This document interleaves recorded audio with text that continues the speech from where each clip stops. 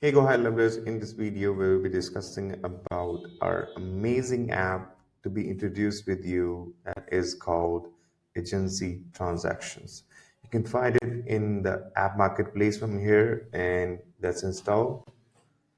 It's up to you. You want to install it on any of your specific sub account. You can choose multiple sub accounts, or you can choose them all. If you choose them all, it will be giving you the option to enable automatic feature installation. But right now, it is not available. We can continue, allow and install.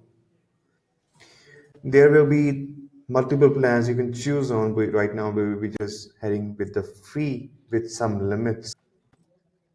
Now we are back on the agency level and we can find on with the all the apps here, and you can have to find the store.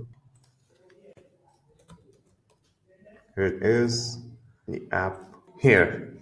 So here you can see like we have installed it on all of our sub accounts, so we can have analytics of all the transactions gone through, which are successful, which are not failed, and the total number of failed transactions, total number of transactions in here, and all the stuff you would need from your sub accounts, also with the contact ID as well, with the pie chart from here and the bar charts from here as well.